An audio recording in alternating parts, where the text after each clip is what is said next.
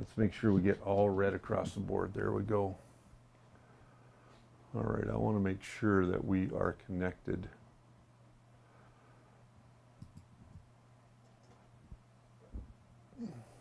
And you are live on Facebook. Okay. YouTube is taking a while. And you are live on YouTube. And I am on YouTube. Well, hello, everybody. Live on YouTube. 0 people. All right. Well, they'll all come. Oh, Mike. Mike Whaley. Hi, Mike. Hey, Mike Whaley. How are you? So I'm going to move that over here. Because for whatever reason, Facebook doesn't want to work over here. Oh, got it. No. So I'm going to use Facebook. We've got about a 5 or 6 second lag over here, so it's running quite nicely. Okay. Quite nicely. I'm not getting So I am going to go to... Why aren't I getting the post? Hey, there's David Sell. Hello, sir. Neil Raskin, Maker Mikes, and Mike Whaley. Hello, everybody. Welcome to today's episode. Maker Mike. Neil Raskin says, hello, finally made it to an episode. Edisher, your gods. Today's episode is actually, we're going to talk about a few things. Hey, there's Edisher. How are you, sir? Mark. Mark. Long time no see. I got to open that up so I can see the chat over here. There we go. Hey, there's Ben Brady. How are you, sir? Ben Brady. Mark Baker, who was just here, actually. Yes, as a doctor, I seldom need more than these. I'm not a real doctor. I just play one on the internet. German Printing Nerd, hello. There's Jerry Knapp from Jerry's Projects. Hello, sir. Jerry's reposted over on his Facebook page. Thank you again for all of your reposts. We're actually talking about a few things today, but you know what? It's 1:30, so let's run that intro. Intro. Coffee with Rich. I don't like the text. Can you change the text on that? We're going to change that whole opening, remember? Yes, I do. Oh, Ben's going to like the show today. He was asking last Friday about it. Hey, welcome to the show. My name's Richard Cleveland, if we haven't met before, and we do this show. This is Coffee with Rich. We do this every Monday and Friday as a live stream, as a supplement to our regular Wednesday show, The First Layer. And on this show, on the live streams, we tend to answer your questions, and we kind of walk you through some things. Today, I'm going to be showing you some filling techniques on the Hulk. I know he's kind of hard to see. If I go to my overhead here, you guys can probably see him a little bit better. The light is not great, but this is the Hulk. I've started to fill some of them, and I'm going to show you those techniques today. So I'm going to show you what I'm using today. We are going to be using some chemicals, but I'm going to talk about those in just a minute. First and foremost, I want to say thank you very much for all the hard work that Naomi Wu, the Real Sexy Cyborg, did with Creality. She did explain what the GPL is to them and why they should be compliant with the GPL.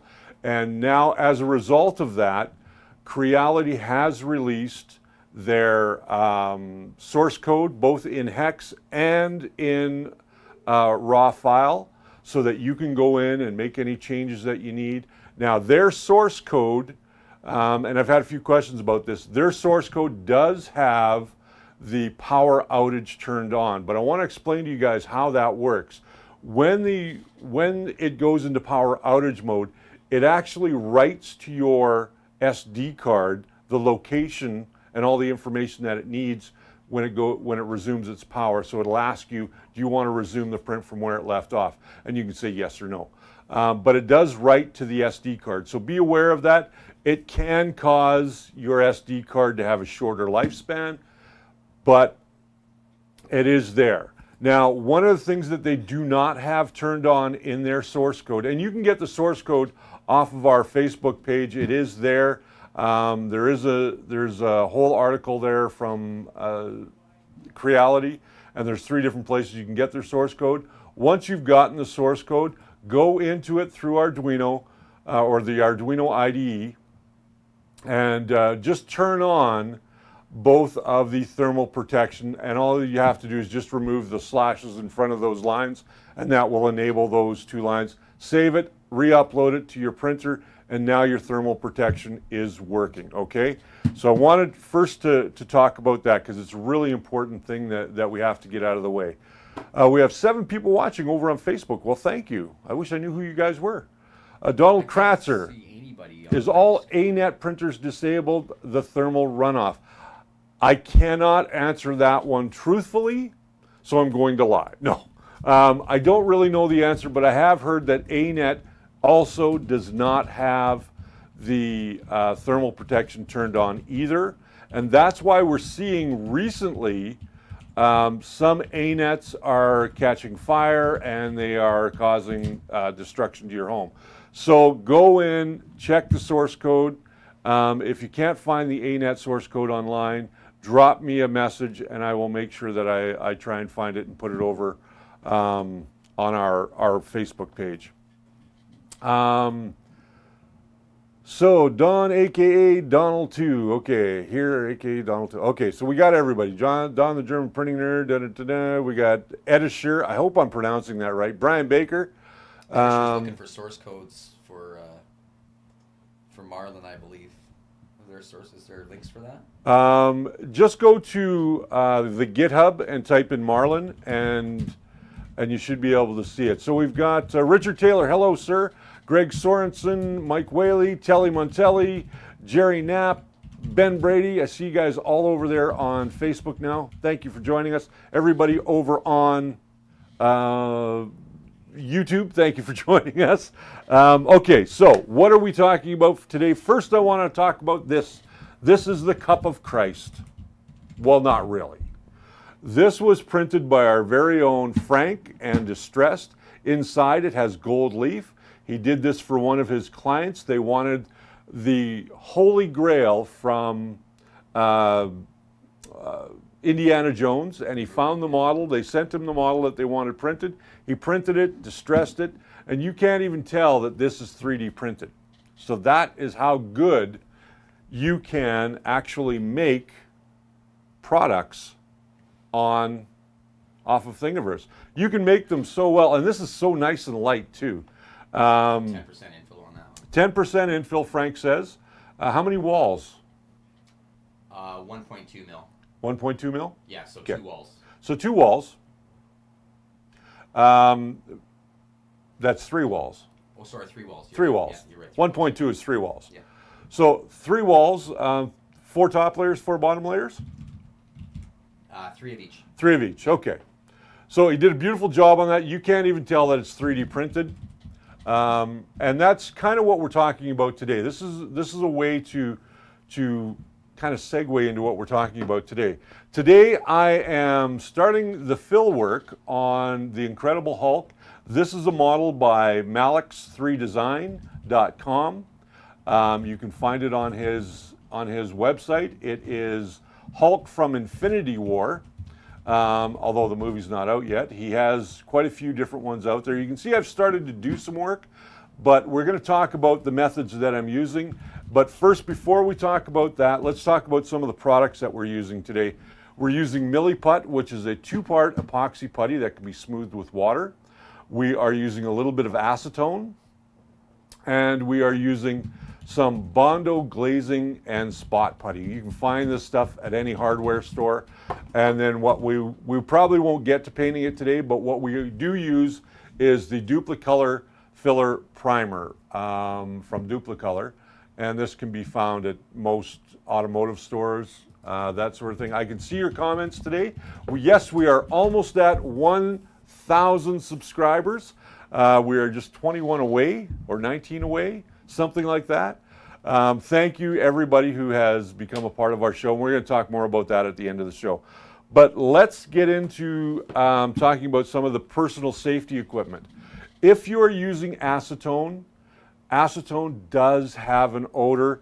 It can, if you're not using it in a well-ventilated area, it can go to the brain pretty quickly. So you don't want to sniff that stuff. So get yourself a respirator with organic filters. Okay, use one with organic filters. I'm not going to use mine today just because you guys need to hear me talk. So, and this really muffles the voice. I kind of sound like Darth Vader. So, although that might be cool. That's a whole other episode. That's a whole nother episode. Hey, listen, if you haven't already, make sure that you subscribe to the channel and hit that little bell notification button so you get notified every time we do brand new episodes of The First Layer or we do our live stream. So, in this little cup right here, I have some warm water with 1 little drop of dish soap, and I'll explain why. It has to do with the Milli-Putt. In this little jar, this is a mixture of acetone and this glazing spot putty. And I'll explain why I've got that as well. And the mixture is 60-40, 70-30, whatever you want. Mine's right around 60-40, so it's a little bit more liquidy. And I'll show you why we do that. So let's get right into it. We're going to start with the Milli-Putt because this is the most messy stuff, I guess, is the best way to put it. So Milli-Putt, you can find this at any good hobby store. In Canada, I don't know all the names of the different hobby stores, but look at your local hobby store that sells plastic model kits, and you should be able to get this stuff. It is a 2-part epoxy, so you have a yellow, I guess, what it's called. So we're just going to take a little bit of this yellow. I'm going to take our knife and just cut off a little bit of yellow. We don't need a whole lot of this either. So, can we see the top view when you do that? Yeah, you can actually. Let's go to top view. So I'm just cutting off just a little bit there of the yellow. And you want to cut off equal parts of this and then mix it together. Now, I don't recommend mixing this with your fingers. So get yourself some gloves, and I'm going to put mine on here in just a minute. So there's a gray part and a yellow part. And you just mix them together. You want to mix them thoroughly enough so that they don't have any of the gray color showing. It's going to bring down the color of the yellow a little bit, so it's not going to make it quite so yellow. So we're going to put on our gloves here. And I've got mine. Now these are just straight latex gloves. If you have a latex allergy, of course get nitrile gloves that have no latex in them, or find a pair of gloves that have no latex in them. Latex allergies are painful. So there we are. I'm ready for surgery. Red light, green light. Mission impossible, Ben Brady says. So we'll get that knife out of the way. So all you're going to do with this stuff is you're just going to mash it together. And it is a little bit sticky. So just keep mashing it together till all of that gray disappears. Hobby King, PM Hobbycraft, etc. Brian Baker says here in Calgary. Now, while I'm mixing this up, if you guys haven't yet, I want you to go over to distinctiveimpressions.ca/first-layer and have a look at the t-shirts over there. Cheryl at Distinctive Impressions is doing all of our t-shirts. And I've seen the t-shirts. They look wonderful. And we've just posted over in our Facebook or in our YouTube chat. Can you post that in the Facebook chat as well? Done. Oh, it's done. Okay, there we go. So it's done. All right. So we are going, now that we've got this all mixed up, what I'm going to do is I'm just going to dip my finger in the water. And that way, what's going to happen here is when I go to roll it out, it's not going to stick to my board. Start it like this first. So we're going to roll it out into a little bit of a rope here. And I'll put a little bit of water on my board as well. Okay, that is great. So now I'm just going to take a little piece of that. I'll put the remainder aside and I'll roll that out a little bit thinner because that's still pretty thick. So I'll roll that out nice and thin. There we go. And what I'm going to do with that little rope is I'm going to come in here. You can see we've got a bit of a seam here. And if you look, maybe it's showing better right there. So we're just going to take that and we're just going to mash it in to that seam a little bit. as we go around. You guys can, hopefully you can see that. Yeah, we're all right. We're just going to go around, and then I'm going to show you how to smooth this out.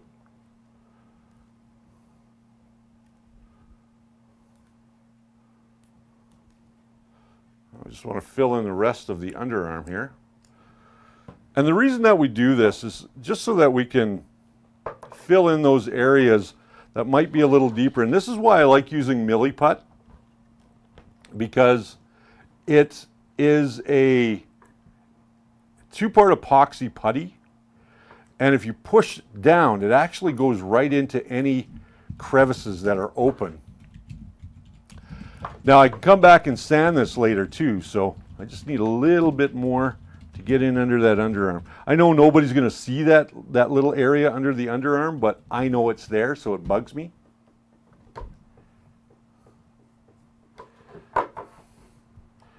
So I'm just going to try and get that placed in there. And if you're having a problem getting it in there, get yourself some little tools like this and just kind of drive it down in there, and that will help.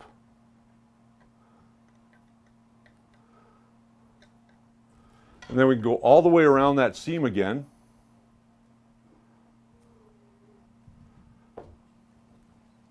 Now, what I like to do is I like to take my tool and dip it in the water and watch what happens when I do that. You see how easy it is now to play with that putty? And I can smooth it out just by using a little bit of liquid. And that dish soap really, really helps as well. And I'm going to come back over this. And it's taking off excess as well, so it's going to make sanding this piece a lot easier later on. So any excess that comes off, all you simply got to do is take your paper towel, and Milli-Putt doesn't smell. So you can just take that off on your paper towel. Again, dip your tool in the water, and then just continue to mash it in there and work your way around that whole seam. Now you can do this with your finger as well. I just have big meat hooks, so it's really hard for me to get in there. Frank's laughing at me. Yeah, that's pretty funny. Try and get it as smooth as possible, because it makes sanding later on a whole lot easier. And this stuff does take a little while to cure, just so you guys are aware. Gives you lots of time to work with it. It gives you a lot of time to work with it, yeah. So. Oh, what's the cure time on Milli-Putt? With Brian Baker's asking. Good Let me timing just, for the question. You just said that. Do you need to rush the molding? No, you don't need to rush the molding. It says it'll be rock hard in about 2 or 3 hours. So about 2 or 3 hours for this to become rock hard. Of course, the thinner it is, the better it is. So you can see all I'm doing is I'm just working it into that seam, and any excess that I have, I'm just going to take off and put onto my paper towel. And then I'm just going to come back and smooth that out. Get my big fat head out of the way. And I'm just going to come back and smooth that out. Just so when I come back to sand that area, it sands nice and clean, and I don't have a visible seam line there. Now sometimes I'll have different tools as well. So I may end up using something like this, which is a dental tool. And this will help a lot because it has a little bit of a cup to it.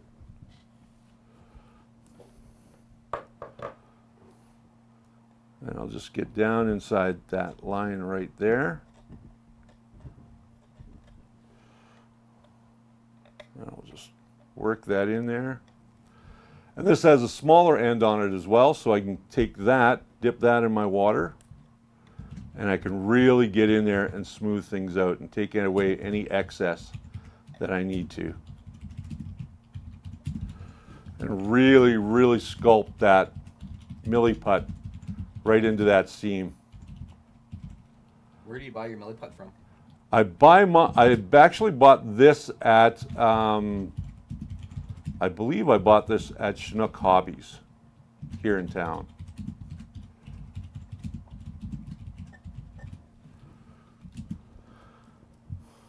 So, I'm pretty happy with that. Let me come back and work the front edge of this a little bit more, right here. And I'm just trying to get that to lie down nice and smooth.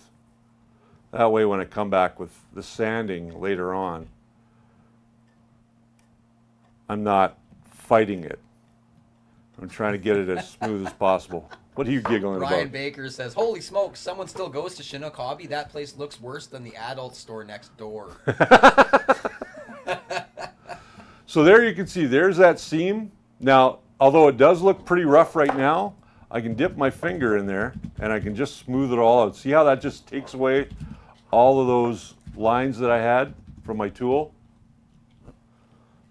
I can just go back in and that just smooths it all right back out again.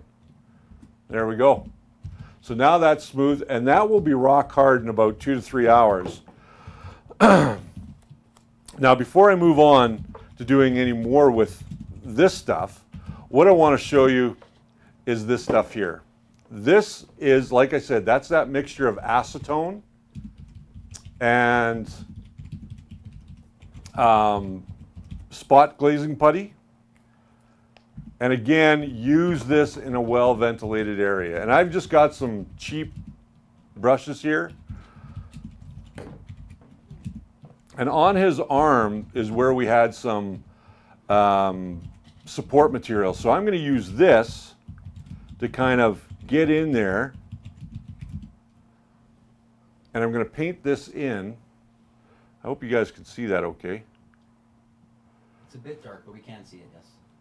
I'm just going to paint this in. And you don't have to be super neat with this, because what you're trying to achieve here is you're trying to get this material into all of those deeper crevices where the support material was, where it left it not looking so hot. And this stuff, when it's dry, after the acetone has evaporated, it makes for a great little liquid filler. Just looking around the model to see if I can see any other places there was support material. Oh, there's some right there on the back of his hand where we had some. So we'll put some in there. You can see I've already done his jeans here. And if you get this on any other part of the model, like I just did there on the arm, it doesn't matter because it'll all sand off. Underneath his feet, there's some spots, so I'm going to do that. And this stuff dries fairly quickly as well. You can really see that. Once I put it on, you can see how the impression of the support material was. So I just dip that right in there and come back and fill all of that in. And this is so much easier than trying to fill it and sand it and fill it and sand it. A little bit underneath his toes here. Not that you're going to see this part anyway because it's going to be covered. But other than that, that's how that stuff works. And you see here on the leg, I've done a little bit of work as well. So I'm just going to come back, and there's still a little bit more because I don't want to sand this all day long. I just want it to build up a little bit. And it's not going to obscure a lot of detail here because guess what? There's no detail here anyway. This is his jeans. And all we're doing is we're just making the putty, for all intent and purposes, we're just making it malleable. What are you working with right now? Is that the watered down Bondo? This is the watered down Bondo that I'm working with right now, yes. I'm just looking for spots that I can go back and fill, and it doesn't look like I've got too many more spots. I think I've pretty much got them all. Oh, there's a little bit here on his butt. So we'll just fill that in. What's the red stuff? Red stuff. The red stuff is just Bondo spot putty. Diluted. And I've diluted it with acetone.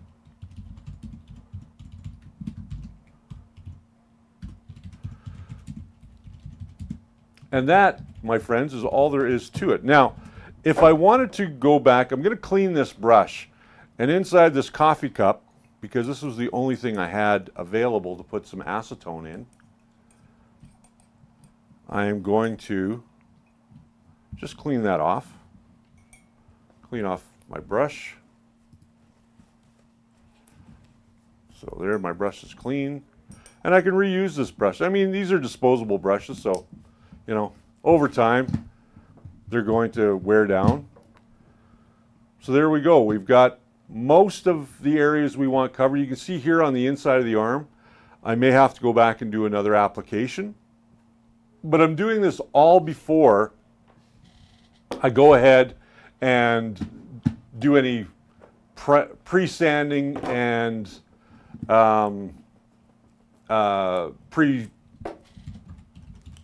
pre-filling with primer. I'm going to give him a once-over sanding before I do anything else. I just want to smooth this out a little bit more where my finger couldn't get into. Because that's going to be tough getting in there with a little piece of sandpaper. There we go. That's better.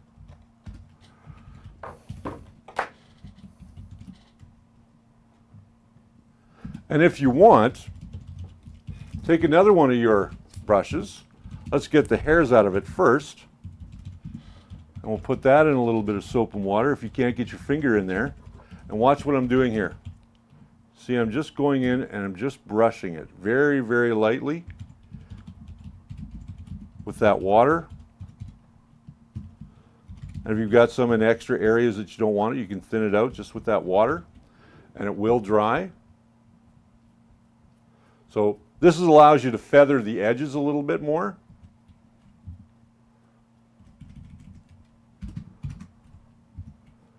You can see what I'm doing there. I'm just kind of feathering those edges a little bit.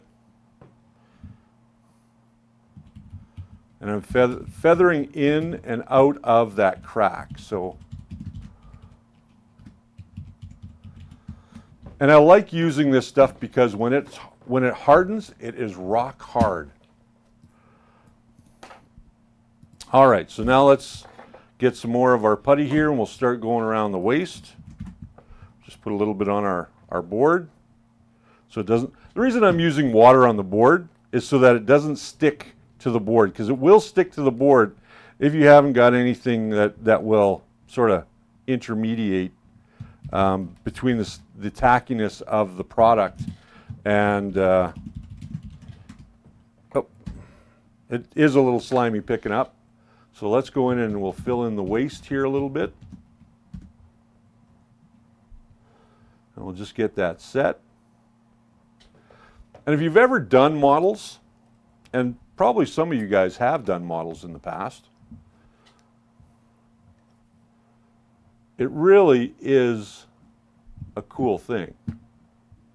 Now, all I'm doing right now is I'm just kind of pressing it down and pressing it into that seam line between the upper torso and the bottom of the body. And that's going to make for a cleaner transition later as well.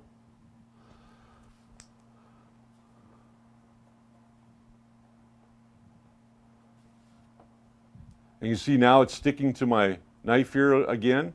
Means I want to use a little bit of water just to get that in there. And this is going to help that transition, like I said, between the upper and the lower torso. Jess is asking about how much dish soap is in the water and all this. Just one drop. Just a drop. Just a drop. Just a drop. So I need some more putty here. So I'm just going to roll out another little rope. And when it starts sticking to your board again, just a little bit of water. That's all you need. And we'll get that little slimy rope off of there. This is where it's fun, you know. And we're just going to get that rope set where we want it.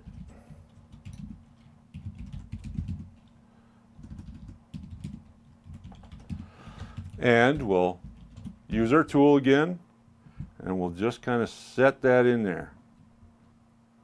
So again, it's filling in that little seam. And yeah, it's going to push out a little bit as well. What's the point of the dish soap? Point of the dish soap just helps your tool slide a little bit better on the Milli-Putt. Probably wouldn't work much different without the soap. No, it doesn't work much different. I just like it. Okay, so that's a matter of yeah, it's a matter of opinion or a matter of preference. Makes it slick and easy to work with. Yes, Jerry. Is that my wife commenting now? No, Jerry. Oh, Jerry Knapp.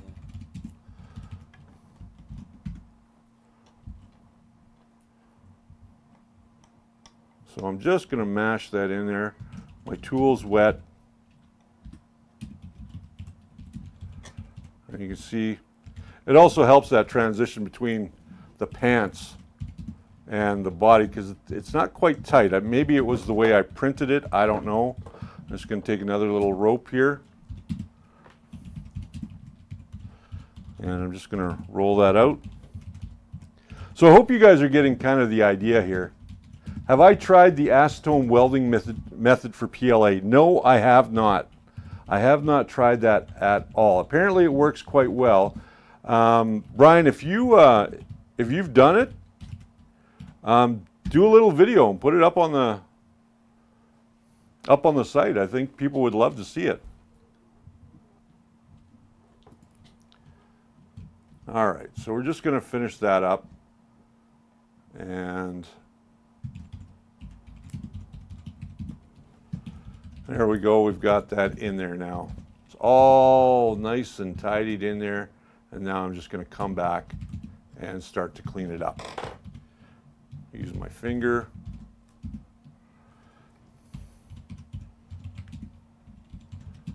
Try not to catch it on any sharp objects as I'm going by, like that. See, I already have a hole in my knuckle.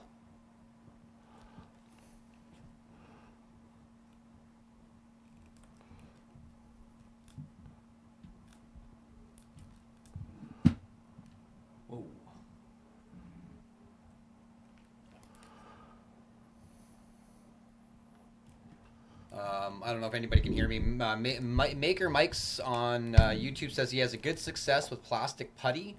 It's a water-based product, works a lot like Bondo, but with the without the fumes and acetone. Just mentioning for any that can't really use acetone. So plastic putty is another alternative, I guess. And then Brian Baker's asking if you ever tried acetone welding for PLA. Yeah, I just talked about that. I've never tried it. Oh, I must have been reading something. Frank doesn't always listen. Sometimes I'm reading.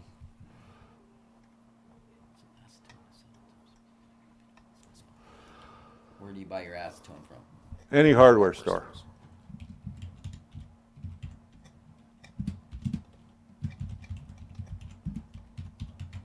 Maybe even paint store? Yeah, you can get it at paint stores as well.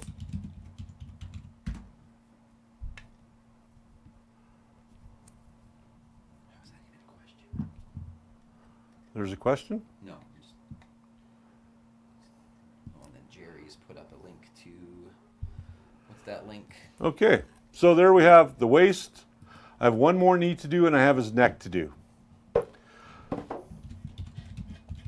So that's pretty much how you do it. And if you wanted to use this stuff, and I'll use this stuff around his neck, just so you guys could see it.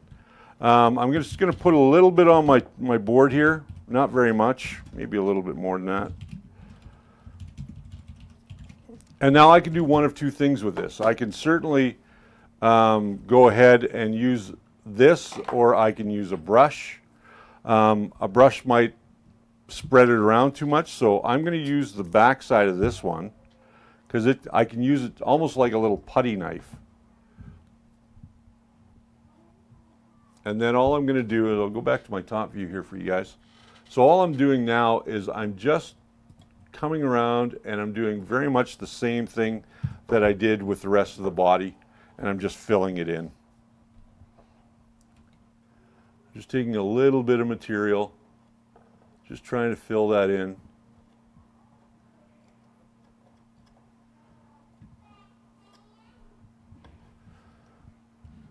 And the owner's son, Derek's son, you can hear in the background probably. They'll be able to hear him. We can hear you out there, though. Got your, that's looking good. So there we go. So again, all I'm doing is I'm just kind of smoothing it as I go along. And if you get a little bit too much in, just kind of spread it out, just kind of thin it out if you can.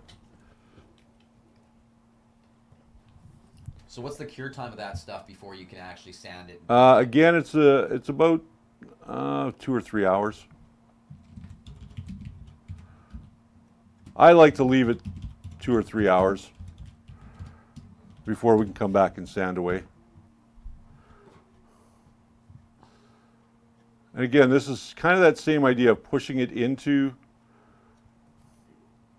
that crack or the separation line where the two parts meet. And this stuff really stinks. That's why I prefer to use the Milli-Putt. And now I'm starting to get into the hair, so I'm actually got too much in there, so I want to kind of bring that out so that I don't lose that hair detail when I come back to paint them later on.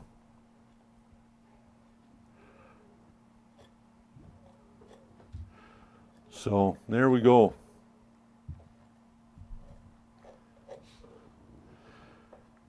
And one more little spot in there. Now some of this is not even going to show after I paint. Just that she's did this part wrong. What did you do? And this portion around his leg doesn't look too bad, so I'm just going to mash in some there as well. So once I finish with this, and it's all dry, there we go. Fill that. This stuff does stink. It does have an acetone base to it. So please be very, very careful when you're using this. Use it in a well-ventilated area.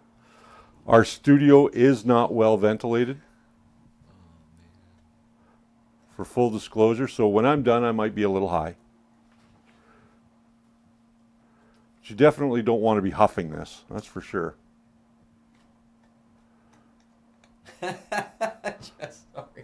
Jess is talking about her filling her moths with filler, but she didn't put it on with a knife like you're doing. Oh. She took the tube and stuck it in the seam and just squished, material in the seam, and she said, no wonder my tube was splitting open. That could be it. So now I'm laughing. Okay, so there we are. A good look at how to fill the seams with a couple of different products on the Hulk model. Now, when this is all dry, I will come back and I will touch up any areas that I need to touch up before moving on, and sand off, some of the higher spots. I may even come back in and try and sculpt them a little bit, like that. But always clean off your tools when you're done as well, so you don't have a whole lot of junk on them for the next time you go to use them. And I'm a bad one for that. I tend to leave junk on my tools all the time. But my wife gets very, very mad at me when I do that. So there you have it. There's a look at filling the seams. Now, when I go to put the primer on this, I'll probably be priming this next week. I'm going to take him home tonight, I think, and I'm going to work on him a little bit. And next week I'll get him into primer, and you guys will get to see that on Monday. How's that sound? Woo-hoo! What's the difference? Why is some green and some red? Oh, Cheryl was asking why is some green and some red, and then she's asking what's the difference between Milli-Putt and Bondo. Milli-Putt is a two-part epoxy, which can be smoothed with water. So technically it's not hazardous to your health, but you do want to wear gloves when handling it, because once you get this stuff on your skin, it is a pain to get it off. The Bondo, I'm trying to use two different methods because some people don't have access to Milli-Putt, but this stuff you can find everywhere. And if you're using this, again, wear a respirator and do this in a well-ventilated area, okay? Because this stuff does stink and it can go to your head really, really quickly. And this you smooth with acetone. This you smooth with water. In Winnipeg, there used to be a hobby shop. Gooch's Hobby, is that still around? Gooch's Hobby in Winnipeg used to sell it. I don't know if they still do. I wonder if you can get this stuff on Amazon. You probably can, because you can get a lot of model building stuff on Amazon. You can get it or something like it. Like yeah. Milli-Putt isn't the only two-part epoxy. No, Milli-Putt is not the only two-part epoxy out there. But you can, yeah, you can pretty much use anything. If Gooch's is still open and they still sell model kits and trains and stuff, they will have Milli-Putt. I guarantee it. So if you're in Manitoba, that's where you go. Other than that, I like to use this on much bigger models, not necessarily on this guy, but because there was areas where I had support material, and whenever you take away the support material, that area doesn't look the greatest always. Hey, there's Magic 3D Printing. So that's why I like to mix up the brushable, and I'll brush it in. So when I come back to sand this later on, I won't have to really sand out a lot of high spots. I'll just have to kind of smooth it out. And then when I go to put on the primer, a lot of that will be smoothed out already. So the filler primer is going to just take care of any of the other remaining lines that may be on there. I'm going to have to sand this a couple of times. There's no doubt about that in my mind. But once I do, then I get it back, I get it to where I want it to be. Then I can apply the base coat of green. And I'm going to show you guys, I'm going to paint this for you guys so you get to see how I paint it with an airbrush. And we're going to use acrylic paints for that. So, the green is Milli-Putt. Yes. The red is Bondo. Correct. No, it's not really green. Yeah, it's kind of a yellow. It looks green on screen. Yeah, it looks green on screen. Okay, so it's kind of a yellow. And then when this hardens, just throw it in the garbage. Okay. Mike Wiley says, there, now I got you on Facebook. Okay. Have I missed any questions? Nope. Milli-Putt seems cheaper than Botox if you're desperate, Brian. If you're desperate, yeah. Could very well be. Smooth everything out. Get yourself some small tools. You can find a lot of this stuff. If you're in the States at Harbor Freight, you can find stuff like this on Harbor Freight. Here in Canada, you can probably find this stuff at Princess Auto. A lot of this kind of small stuff. I missed a part. Why did you apply all this stuff on? The reason I applied this stuff is because there were areas where the pieces were meeting and it left gaps. So that's why I used the Milli-Putt to fill those gaps, because I can smooth it and sculpt it into the rest of the details around the model. The reason I used the brush on was because I had areas like here on the leg where the support material was when I was printing it. And usually where the support material is, and I'll just go over this one more time, is it doesn't always leave the best surface where the support material was. So I'm just using that to kind of fill it in prior to doing my first sanding on this and before I put it into my first primer. Okay, I hope that that pretty much. Milli-Putt will easily outlast the Princess Auto tools. Yes, that is true. That is very true. Outlasts the Princess Auto tools. Everything. Yeah, spot putty does not have to be mixed with anything. Spot putty doesn't need any hardener. It already has it in there. So all you got to do is just squirt some out onto a piece of cardboard or something, and use that to get into the areas that you want to clean up. Does that make sense? I hope so. Makes sense to me. Does that make sense? Everybody's having this love on for Princess Auto all of a sudden. Well, we got a lot of Canadians on the show. Well, we better get them as a sponsor.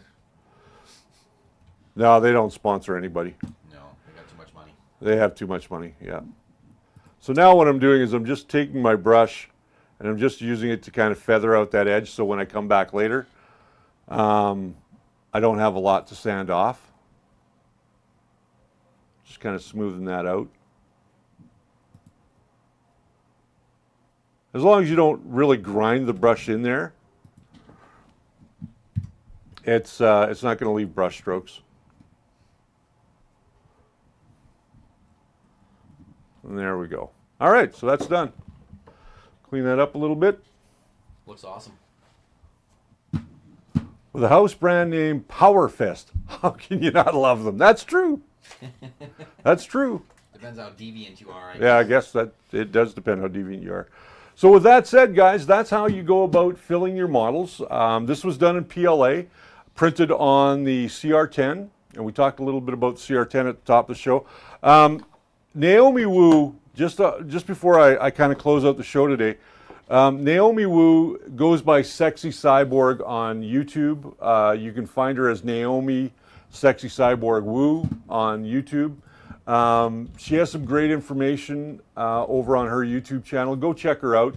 Also, she's having a problem with her account over on Patreon. For whatever reason, they've suspended her account. We don't know why. But if you can, just go and drop them a line and tell them to reinstate her account. Nothing's been made clear. She doesn't even know why her account was blocked. So please go and give her some love. With that said, I want to thank Spool 3D, spool3d.ca. Print it right, print it with Spool 3D. You know, they've got printers and they've got accessories and all the parts and things that you'll need for putting together or fixing up your printer. They also have a whole range of filaments. So go check them out online at spool3d.ca.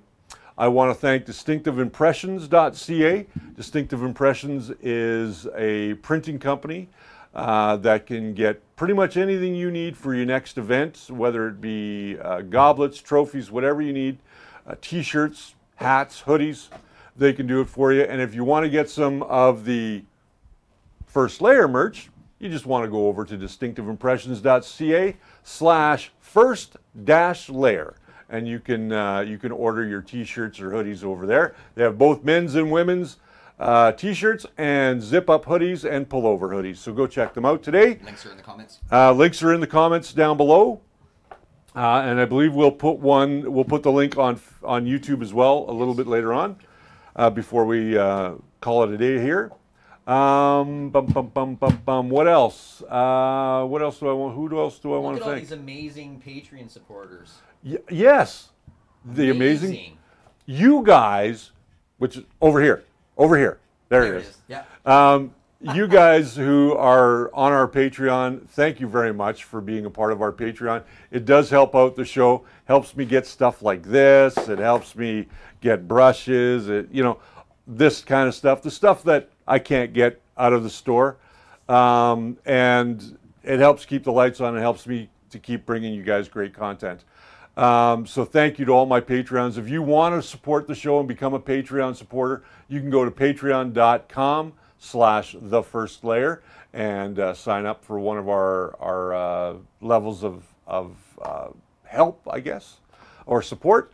And if you want to, you just like today's show, maybe you didn't like last week's show, but you feel that I should have a coffee, you can go to buymeacoffee.com/thefirstlayer and buy me a coffee. That always helps too.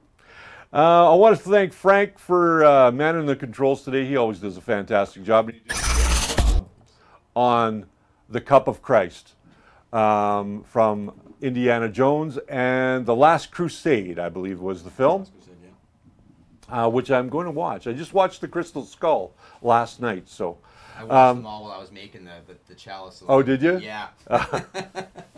So until I see you guys on Monday, remember the first layer is always your foundation to a great print. See you Monday.